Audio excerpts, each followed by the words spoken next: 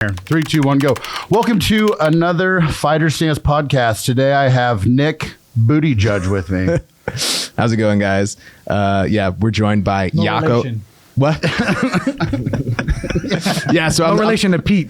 No relation to Pete. That's also not my real last name. Pat just loves calling me that now, specifically for the podcast. Yeah. But yeah, so I'm the product manager, developer here at Sheepdog. We also got Yako. What's up? Defense wipes.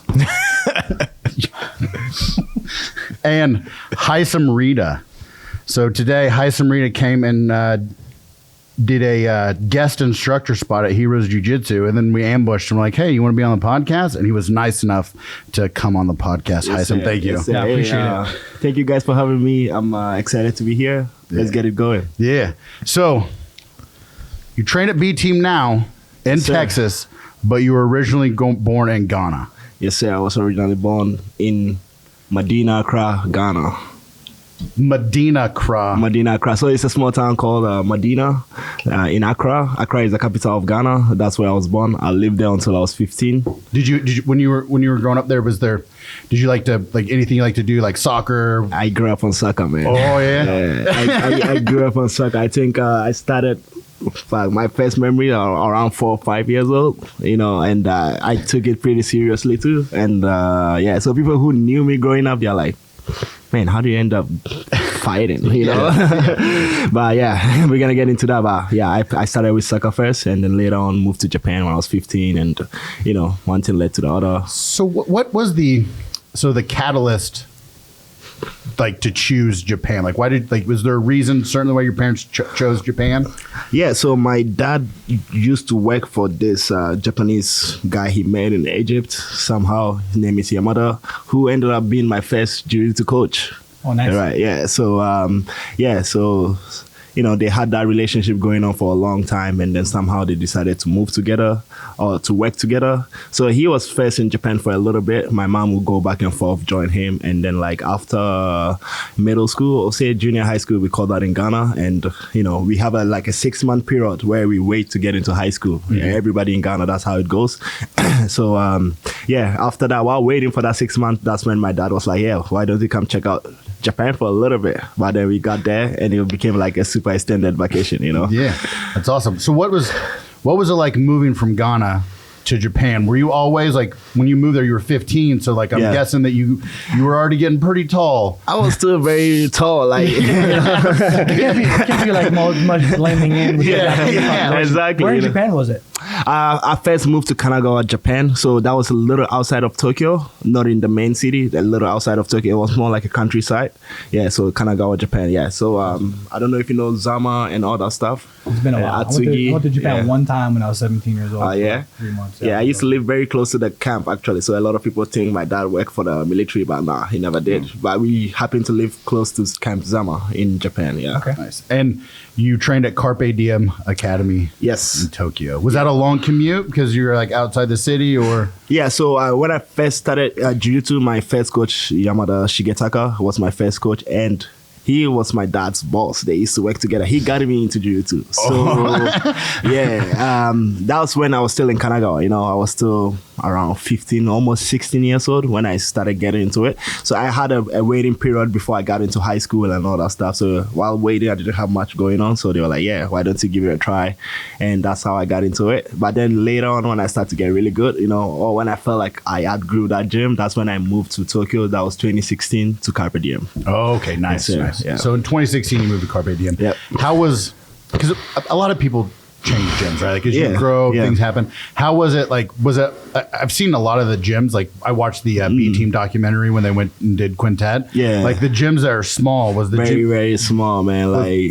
And for the most part, most of the gyms were very small. Yeah, so the one you trained at, was it pretty small too? Yeah, it was pretty small. Yeah. And it's crazy because Karate's got Japan on lockdown for sure. Oh yeah, for sure. Karate, judo, for sure. Yeah.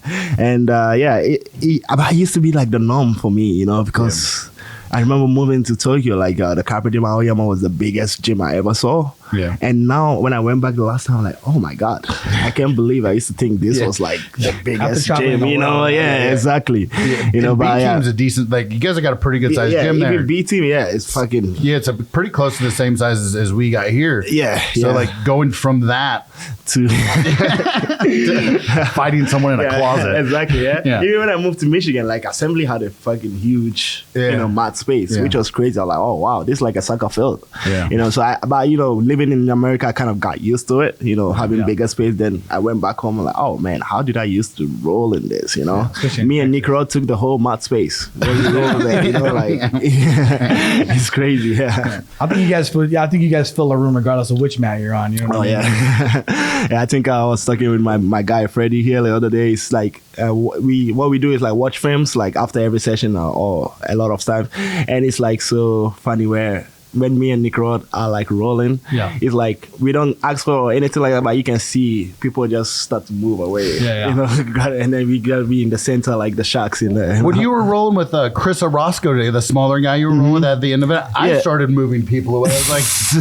I wasn't worried about Hasaim falling on you. I was worried about Chris Orozco getting thrown Hasaim into you. Like you guys started moving around. I was like, something happens when you do jiu-jitsu. Especially there's a whole bunch of newer people on the mat. Everyone just starts like gravitating to like wherever the black belts are at. And you're like, scoot back. Someone's gonna get injured. Like, this is not safe. And today I had to do the same thing. Exactly, yes, sir. Yeah, but we had 75 people on the mats today. I was way off. Because I was assuming like 45, 50. No. Way off. 66 sign-ins, and that's just the people that signed in. Yeah, and then the rest of us. Yeah, and then everybody that just comes in and trains, like, which is another like 9 people. Here that was huge, man. Yeah, I mean, I had a very, very good time. Definitely, the place is amazing. One of the coolest gym I've been to, for hands down, for sure. I've seen like the Instagram posts of the mat area. Yeah. So that's what I had image. I didn't like, all this back room, the gun rooms and all that stuff. You only saw one of them. Just one of them? Yeah, we didn't take it. So you saw the gun store, but we didn't take you. Yeah, we saw the gun store. Yeah, well, no, I walked him to the store, but I didn't take him to the vault back then. Yeah. Is that where we went to? No. Oh, there's more? Yeah. There's a vault back there with nothing but all of Tim's custom guns. Yeah. Crazy custom guns. made. What is this? Yeah. Yeah. Has like gravity bullets in it and shit. Yeah. Wow. That's not a real thing, but who this knows is, what Tim's shooting? This is like the worst place to break into, if you. We always say that. I don't think anyone I don't think that's ever gonna people know. Yeah, I think so. At this point, shady people come around and just about everybody in here has a gun on them, for one. Just about everybody in here is trained to use it. Yeah. All of these windows are bulletproof. Got all the bulletproof stuff put on it, so you can come in, but that's the worst. So you have to have a key card to get into any of the doors. So like when you come in the front, there's someone sitting behind the desk. They're usually armed. They have a key card to let everyone in. And the glass, if you look in, you can't really see anything. Only when you look out. So when they set this up, Matt Smith, again, I introduced him and Tim were the ones kind of did everything. So this place is Fort Knox. Yeah. I was watching you guys get out of the car and stuff like that. Yeah. Me and him were talking. He's like, hey, have you met Hasaim yet? I was like, yeah, I have met him. We're having a whole conversation watching you guys get ready. Oh, wow. And if you, I was like, I'm going to double leg and then walk out. And if you stepped up, I was like, nah, I'm not going to do that. and if you look, when we're out there, there's cameras everywhere. No, we don't have the B team cameras where we can post video. They're not that good. No, we could, but we could upgrade them a little bit because there was one video where I was wrestling Cody, one of the guys that works here, and I flipped. I got a single leg and he was trying to jump over, and I flipped him, and we went back, got the footage. It was like it's so grainy, you can't tell. We need to upgrade those and get some B team action. Oh man, it's sometimes it just feels cooler in the moment, and then you watch it, it's not that good. It's it's kind of the same thing like when you're in combat and somebody has like a helmet cam on and like you're getting shot at and you're running and you're like, I'm moving so fast. Yeah. And then you watch the video and like, I'm so slow. I have no idea how they didn't shoot me. And I'm a big guy too. Yeah. I think that I'm all tactical and shit, but I look like a fucking house walking into a house. I think having videos that you can go back and play kind of gives you better situational awareness too. Yeah. Because you can like, let's say you hit like a sweet foot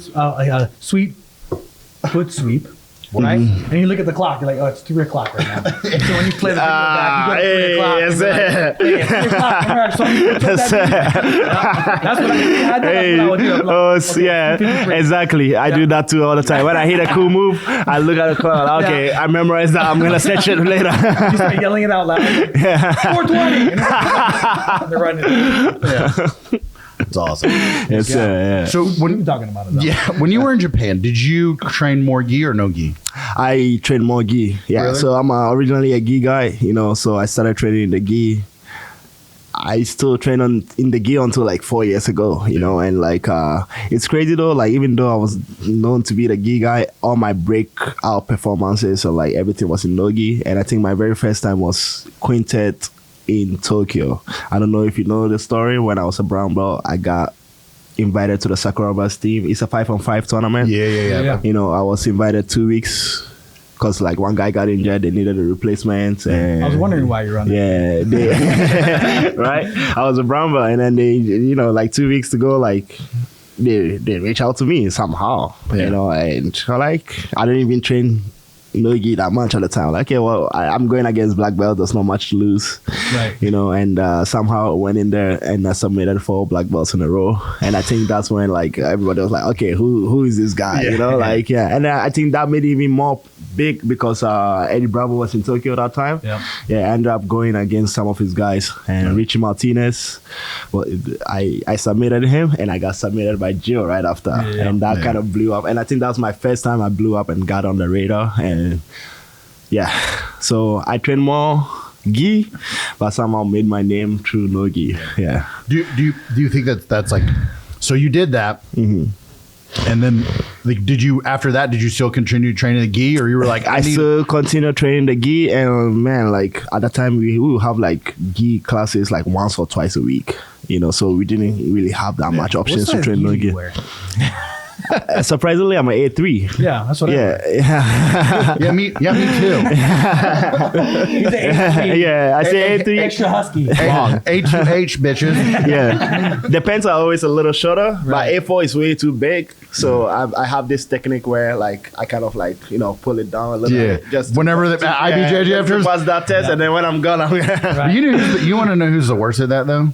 Like Who's that? I'm a jiu-jitsu nerd, and I've been forever. And I used to always watch like the world championship, right? And you'd have Nicholas Marigali back in the day, not now, but back in the day. Oh my God. Yeah, my boy would get his Yo. early matches. His pants would be fine. He's in the finals.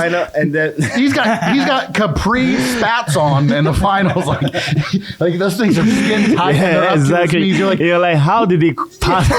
Who game, bro. who You gotta play measured the this game. guy? Listen though, I went to Pans in Florida last year, Okay. and I cut weight for it. I did super heavy, and so I bought me like Can I wait for super heavy? yeah. Yes, sir. Let's go. Yeah. But I got this Kiko Raka. Yeah, I got this Kiko Raka, like lightweight, like old school. It's like paper thin gi. I weighed in that motherfucker, and they were like, "Oh, you're good." And then I was like, "This thing is gonna rip immediately." Oh, So right away. that's why I ran to the bathroom, put a different gi on. Yeah. You hear that? Now he's spilling all the tea. Most IBJJF guys are like, yeah. Yeah, we do that. You know that soldier like. Yeah. Where you Stretch your arms out. You're like I'm a GF team black belt, and a lot of people who measure you are GF team black belts. And I'll be like, oh, so you got that? You got a you got a GF team pass, yeah. Gracie Baja guys do it too. Everybody's real. Oh, man. All the IBJJ referees are either Gracie Baja or IBJ or Gracie Baja or GF team. So like. We're good. Well, I did no-gi pans in Dallas, and I did ultra heavy. No-gi pants, yeah. Yeah, so I was like, we're not cutting weight for this, but now I'm dieting for it. I didn't get eat like all the delicious food that guy had out there. I had like chicken and lettuce. Hey. Yeah. So after be like you that moved to sometimes, Japan, yeah. did you continue to play soccer at all? I did after I got into high school. So in Japan, the tennis, I don't know if it's still a 10. If after like middle school, you call it, before you get into high school. Yeah. You know, so you have the choice to either go into continue your education or go into the working field. So you have to show proof that you go into high school to be able to do any club activities and all that stuff. And when I first got there, at first when we decided to stay, my parents were like, okay, your Japanese level is not good. You probably want to go to an international school. We did the research.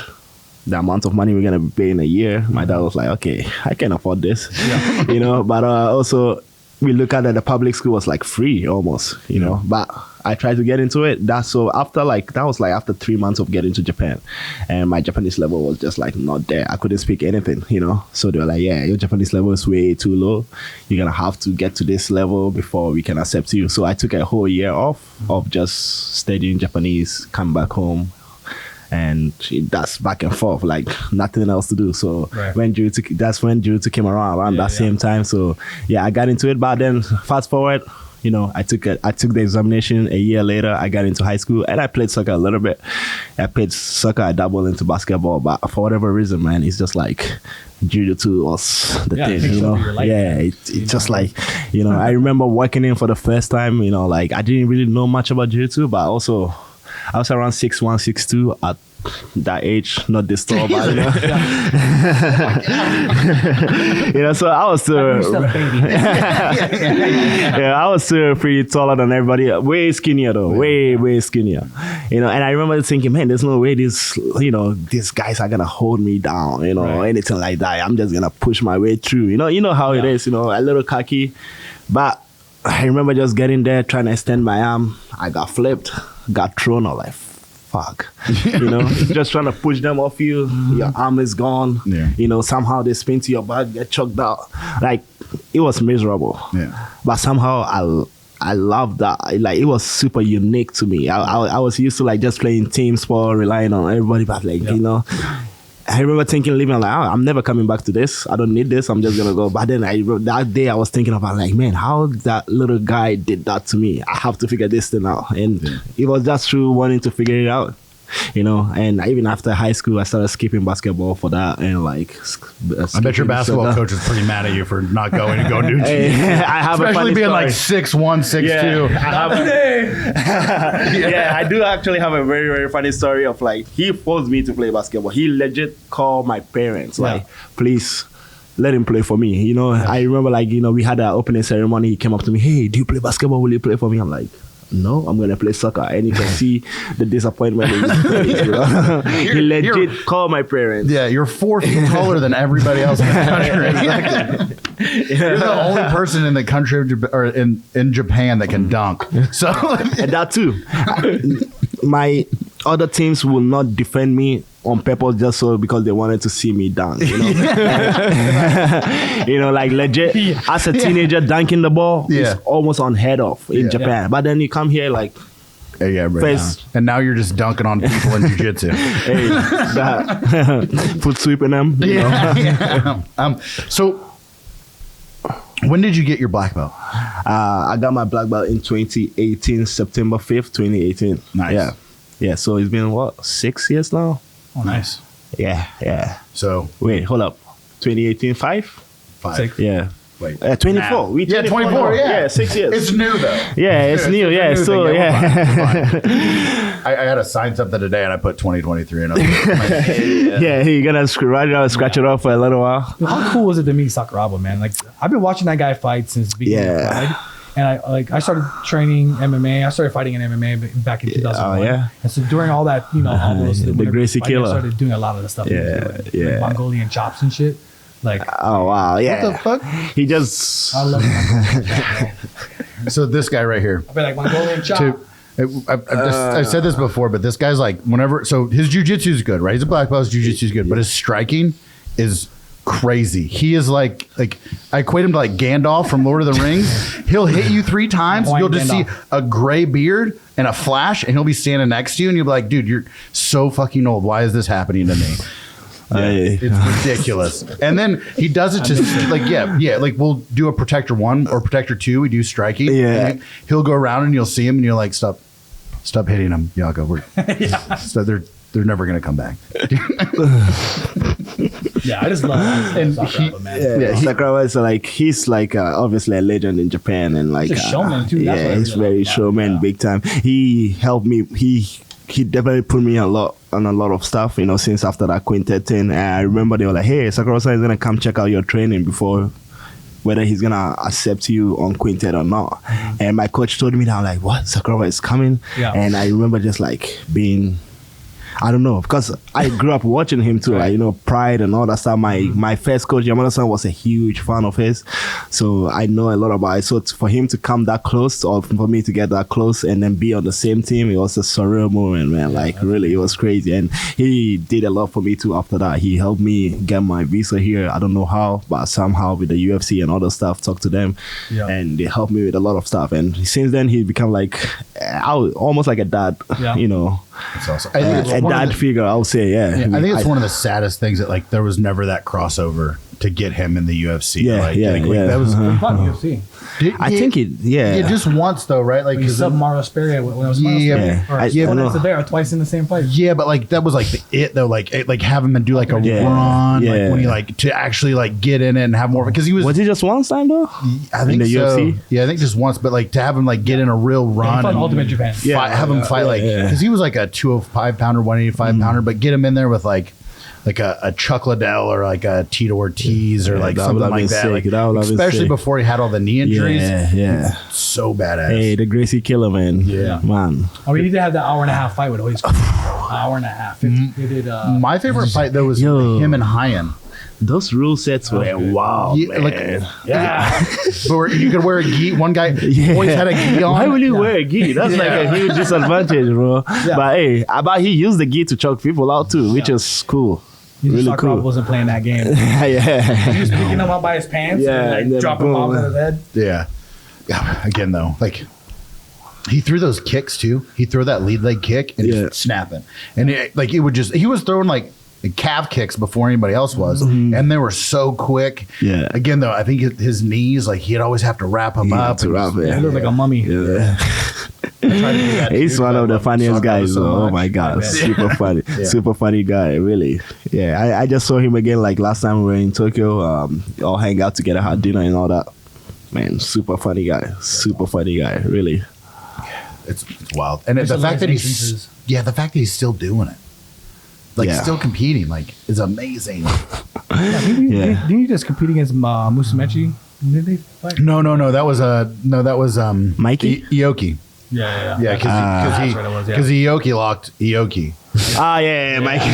Yo, bro, that's like the most. I don't know if it's disrespectful or like, but, that's super respectful. yeah. I go my kids. I go back and forth with that though. Like Yeah. if you look at like pro wrestling, if you do the guy's move to him in a pro wrestling match, super disrespectful. Yeah, like right. you Different ain't than you ain't doing a that. sharpshooter to Bret Hart in a wrestling match. If so, then Bret Hart leaves the company afterwards. Like that happened Well, in real Stone life. Cold did the rock bottom to the Rock. Yeah, super disrespectful. It wasn't respectful. So if you do a Yoki lock to a Yoki, like I would look at him and be like, hey man, like we were cool before this. I hate you now. Nah, I got a kid. I mean, yeah, exactly, right? One of us has got to go. This is bullshit.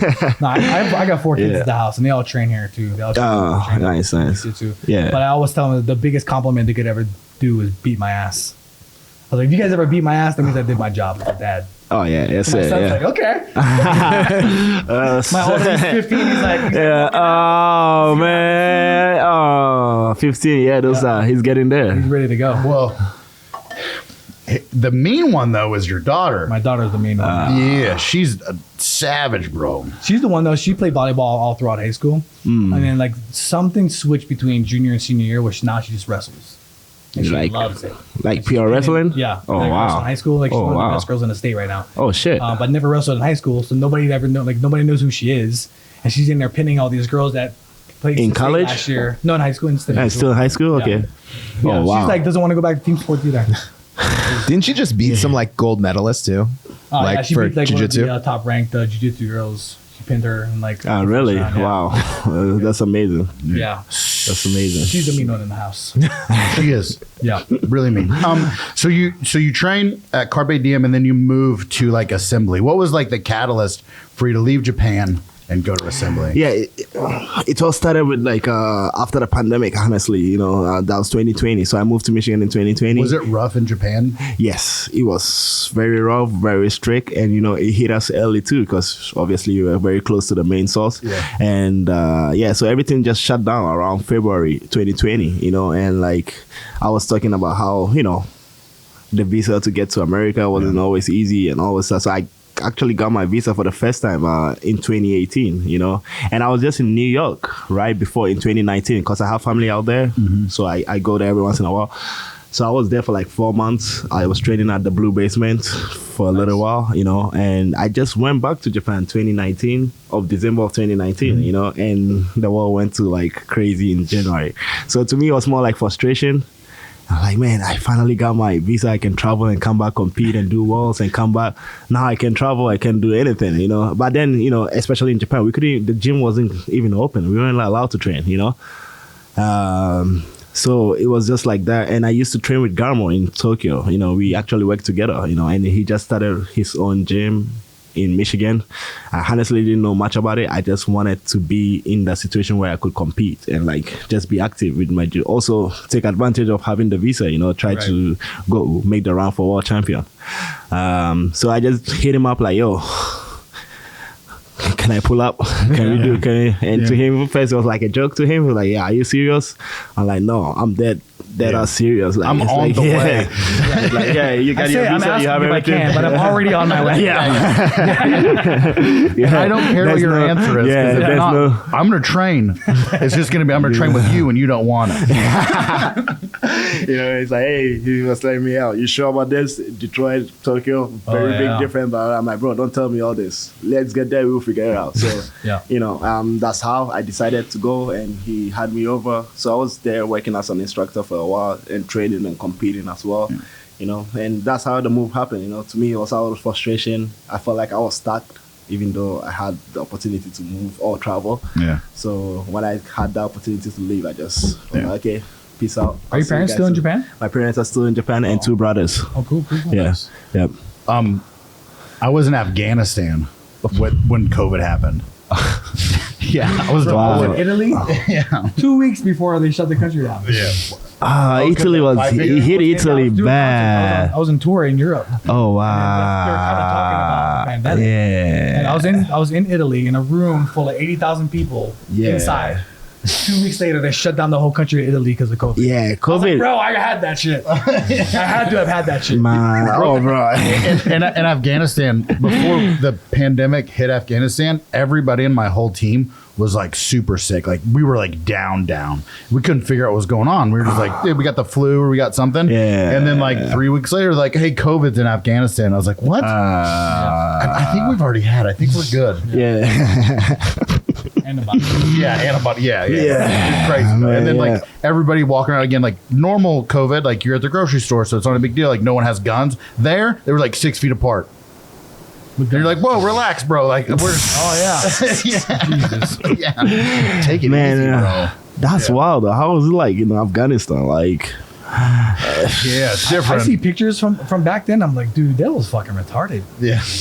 It was fucking stupid what we did. Had to wear masks. Like, there's pictures of us taking selfies with masks on. Like, that's not really you, bro. Yeah. Also, there's some girls out there. Whenever you got to take that, like when they put the mask on, they're like, "I'm a 10." Yeah. They take that bad boy off, drops them down to like a 5. yeah, I think we had those during the pandemic too. You know? Like, she's kind of nice, her eyes are nice, and then the mask comes on. Like, oh fuck! Think about the mask. I didn't realize how many people breathed on me. Now that they had the mask on, I can't believe you guys didn't breathe on me, bro. Yeah. It's crazy. So you were training at Assembly. Yep. What was like the thing that brought you to the great state/country of Welcome Texas? to America. Yeah, yes sir. You know, like to be honest, like being in Michigan and being in Detroit, I kind of exceeded expectation. You know, I just wanted to go see how far I could go. You know, but somehow made it to ADCC. I probably had one of the craziest highlights of the whole event. It is the craziest highlight, not one of the craziest. Also, he has like his own line at Hyperfly, with the draft pack. Oh man, it's unfortunately me and we did have a Hyperfly collab thing, but you know, obviously now I'm with Progress now. Progress, and we gonna make more draft stuff, which is gonna be coming out soon. But you know, I kind of forgot my point I was making about moving to B team. Like, what was the catalyst? So you exceeded expectations. Made it to ADCC, exceeded expectations. Like, okay, now I'm gonna need top guys to. So I think last October, that was 2 years ago, like 2022 October, Yeah, that's right after ADCC. I just wanted to check out new sport, and I knew like there's a guy JB who I used to be very close with, and we actually trained together assembly for a little while. So I hit him up like, hey, can I come train a B team? Can I get a I didn't have any access. I knew Nick Ryan was the only guy we still had a little bit of connection. Yeah. So I hit him up too, like, hey, I want to come train a little bit. Like, yeah, come through. When I got there, Craig was there at the time, luckily. So I got to talk to him personally, like, hey, I'd like to move. I want better, top situation. And then I didn't know what to expect, but they were like, yeah, we're going to help you. But then, a lot of other stuff, but we make everything work. And they're like, yeah, we could use bigger guys too here at B team. So we had that agreement. So I went back and, I moved last year of April, make sure everything get ready. Made sure everything was good with my guys back in Michigan Assembly. Everything was good, and and even then they were fully supportive of that. They're like, yeah, you definitely outgrow the gym. It's time to make bigger moves. So, yeah, and I knew. So so it was like, it was either gonna be New Wave or B Team. How was that? And I wasn't gonna go to New Wave. So you said that you did train in the blue basement before. Yeah, exactly. But that was that when you trained there was Craig and all. Yeah, everybody was together. So that was before the Puerto Rico thing. Probably. Yeah, that was right before the Puerto Rico. Yeah, and everything just changed like that. Yeah. So you went to B Team, of course. Mm-hmm. So Ghana, Japan. Detroit. Texas. So how was it? So I saw a Instagram video of some guy getting wheeled off on a stretcher, and it looked like he had a broken arm and a broken ankle. Yes, sir. What actually happened with that? Yeah, so this is like one of my welcome to Austin. I gotta hear that. Yeah, that's like one of my welcome to Austin moments. It's funny. I was living in Detroit for like. Right. I had my guards up, for stuff like that, because that's what they would tell me all the time. Like, yo, make sure this is locked, this is this and that. Don't go to this place. So I kind of had my guards down a little bit when I moved here. I'm like, okay, it's not going to be crazy, but whatever. Like, so we have that morning sessions, the 8 a.m. sessions, and then we have another one at noon. So usually after that, I take naps in between sessions, So I was taking a nap in the office. It wasn't at your house. It was outside the gym. It was at the gym, outside of the gym, bro. Yeah, it was an unlucky day. Yeah, somebody was he literally picked the wrong car, wrong parking lot, wrong everything. Might be the second worst place. This is definitely the first. Yeah, definitely. This is number one. Yeah, because he wouldn't have just got a broken arm and a broken leg. He got shot. But he would have shot him and then treated him. Yeah, he would have lived. Yeah. So would have lived, but he would have get shot first. So B Team might be number 2 though.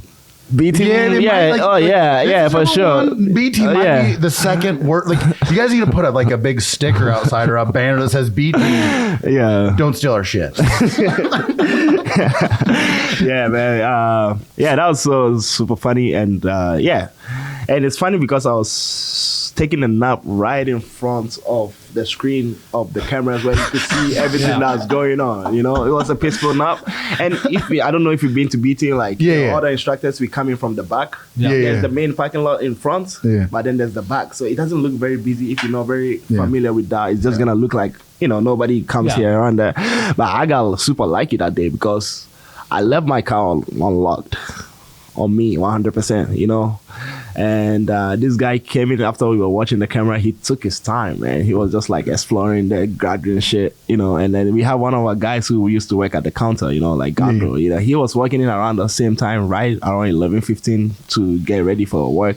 He came into the office. He was hesitant to wake me up, you know, because I was like peaceful taking a nap. But then he remember him tapping me like, "Hey, are you with someone today? Did you come to the gym with someone today?" I'm like, "Nope." He's like, "There's some dude in your car going through shit."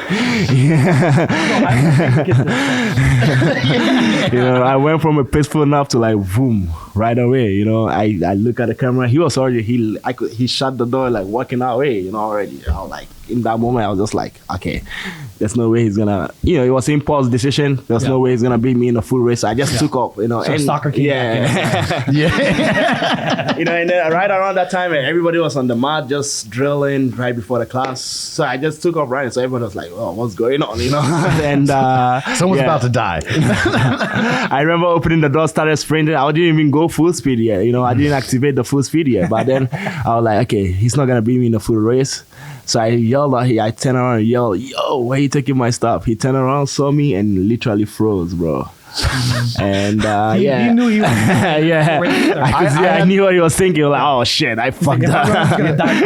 I had that same reaction today whenever you came over to me when we were doing the live spar. Like, oh shit! Don't make any sudden movement. Don't make eye contact. Yeah, man, I got closer to him. I wanted to take control of the situation. He dropped everything he had in him. Boom. Did he break anything when he dropped the stuff? He broke my sunglasses that I had. But honestly, at the end of the day, I'm just happy that I got my stuff, you know, because he almost got away with my passport, my credit cards, all that stuff, damn. You know.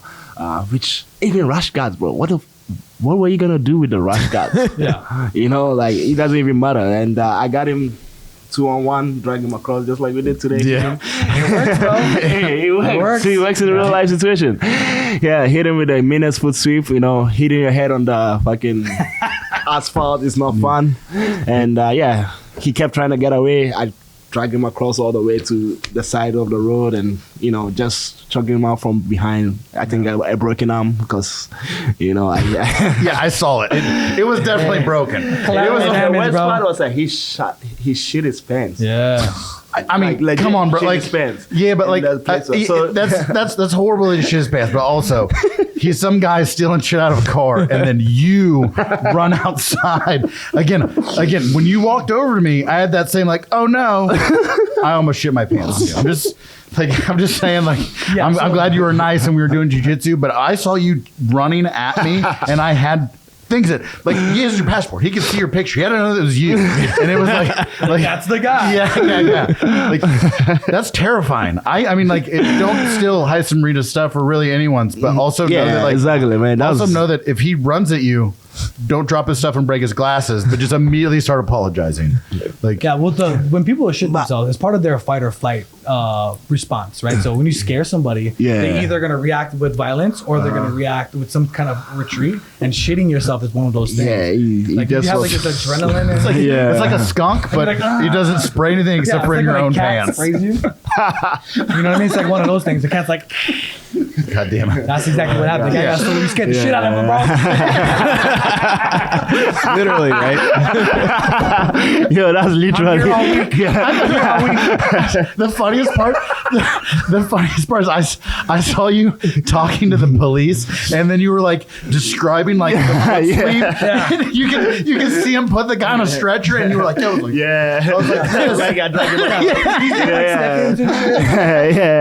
Hey, shout out to my guy Freddie. He got that footage, man. For sure. Keep him around. Yeah, man. I'm like, I don't know if you saw the video. They were wrapping it around because it was smelling so bad. So you know what helps with when you smell bad? Defense soap. When you shit yourself. Yeah. Or if you do hard jiu-jitsu, defense soap. So if you use SDR15, you get 15% off defense soap. There you go. Yeah. Hey, let's get it. Defense for baby. I almost want to shit myself just so I can Test it out. Go steal stuff out of Hasaim Rida's car. Hey, well, no, please don't. Hey, well, you know what we need to do? just make sure Freddie's there to get it on video. Hey, Yeah. yes, sir. Yeah, that- Always trapped. Yeah, if he would have been closer to like where the cameras are, that shit would have been viral so hard. Like, it's nice seeing the guy like all broken. Like, Yeah. and then the cops take him away. But if that portion, if he would have woke you up like a minute sooner, and you could have caught him like walking out of your car and got it In on the the car. security, Yeah. that would have been fucking dope. You could have put that with all the Yeah. videos of like Craig Jones like hitting that deadlift armbar on people, and then it could have been Hasaim Man, murdering the poor guy who shit himself. Also, don't steal things. What we need to do it's is just we like need a to- loser, man. Like, yeah, when we fuck. when we get out of here, we'll get you one of those low vis waist packs, so you can just put everything in that, and then you got it okay. with you. That way, when it's easier to steal. Hey, Then everything's all together. sure. Hey, that time you're gonna have to kill me to get it, I guess. Yeah. Yeah. That would be so fucking scary. Running after you. Yeah. Like Tim, yeah. I could fight. I'm like, fuck, I fucked up. I fucked up. Yeah, man. Yeah, fucking guy. That's fucking awesome. I love everything that just happened there. That guy shit himself. So, there's that, and the cops. I saw the three. It looked like there was 3 cops that were putting him on a stretcher Yeah. and like putting a blanket over him. That's like. Yeah, when I initially saw that, I thought he was dead. I thought that was like they didn't have a body bag, so they're just gonna cover him up. And then I saw his arm like flip over. I was like, oh no, he's dead. And then I was like, oh. What did the cops say when they showed up? Yeah, dude, this was like, how long were you holding him down for? What happened? How did you catch him? And so I just explained how, like, what did you do to the guy? You know? How did I catch him? That guy was like, he was fat. He's not Yeah, running. right. Yeah. You see my legs, right? Like, Yeah. Yes, sir, man. that's awesome. Yeah. Yeah. So from Hey. a self defense, like I know it's one thing to like you lived in Detroit, which is really bad. You know what I mean? Like, from what I understand, and then having to actually use your jiu-jitsu skills in a self defense situation is what, as we call it. Like, how Yeah. confident were you in that there was gonna be like? Oh, man, I knew you had no chance. 100%. You know? Just like whenever I walked over to you today on the mats, I knew I had 100% chance of choking you. Hey, no. I didn't think that, to be fair. I'm like, yeah, this guy gotta be strong as fuck. Hey, you stood up with me on your back. Yeah. It doesn't happen much. That was crazy. That's crazy. You had a body triangle, and Yeah. I tried to do the Craig Jones Yeah. defense, which I actually learned when I went to B team Yeah, before yeah. Belt was there. When I walked, I was like, "Excuse me, sir," and he looked at me like I was fucking insane. And I was like, "No, I'm really good at jiu-jitsu, Craig." And he was like, "Just show up tomorrow, whatever." That's usually my defense. Yeah. Just stand up. So he showed me that body triangle, this scissor your legs Yeah, body yeah, triangle yeah, defense. yeah. So I was like, I'll do that. And that didn't work. So I was like, okay, I'm just going to stand up. And as I stood up, you were like, that's cute.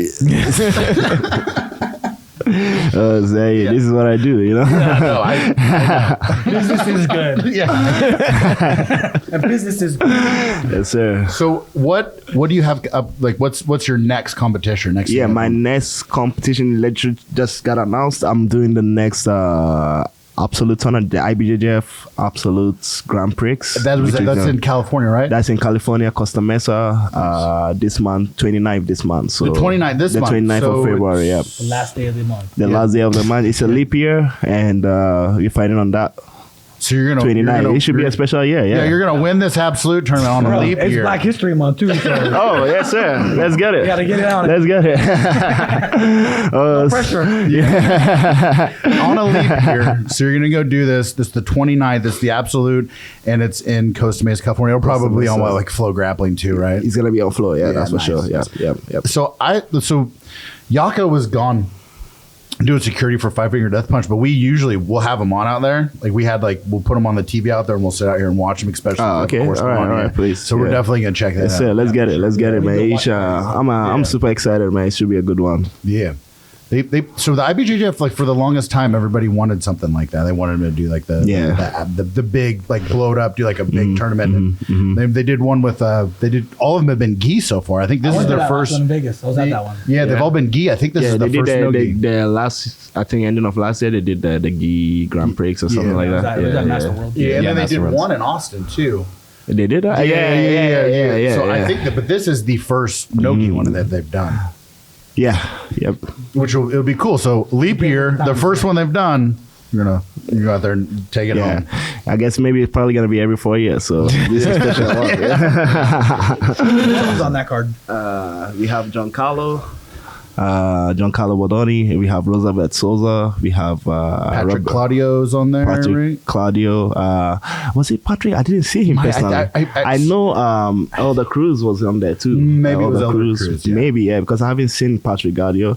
Maybe I might be wrong. Yeah. And I think we have Roberto Jimenez, myself, Dante Leon. Because 8-man, right? Yeah, it's 8-man. Yeah. Yes. So that's awesome. it don't even matter, man. Like I'm just out there to put on. Yeah. Let's get it. No, and you're in the right place. You're training at the right gym. Yes, like it's like that's it. It doesn't get worse for having Nikki run on your back. It doesn't get worse than that. There's no way. Yeah. And then like the cool thing too is like you guys got Nikki Ryan in there, super technical, like Ethan Krellinson, like you guys like they put together a great team. What's Joseph Chen? Baby. Yeah, super technical. Fuck. So we did that boy good. Yeah, so we had what Officer Griming, what's his John Wilson. He came to train. Here? Yeah, well he came we had him on the podcast. Really? He did that event. Yeah, where he did the upside down. Yeah. I really wanted to see that so bad, man. Yeah, he came here right after that. Oh, wow. Yeah, we had him on. I've been friends with him for a while. I used to live okay, I see. Oh, yeah. Okay, cool. He's super cool people, yeah. I think he calls it high ground. Yeah, high ground. Yeah. Yeah, that's What happened? I think they kind of stopped it though, right? They didn't allow it to happen. Yeah, but really Eddie was Bravo, hyped to see that. Yeah, but Eddie Bravo came back afterwards and said it met all the requirements. Technically legal is what he for the back take, because he put a video out on YouTube like asking like, hey, Eddie Bravo did like, hey, should this be legal? And they were like, it's technically legal. Technically legal. It meets everything. Books and seatbelt. Yeah. Although, if somebody would have done that today when we did the EBI overtime rounds, I would have like, stop it, you weirdo. I mean, I wouldn't like to be on the receiving end of that, but especially because you got an ass on the back of your I've been in worse positions, bro. Yeah. It's not even in the gym. Yeah.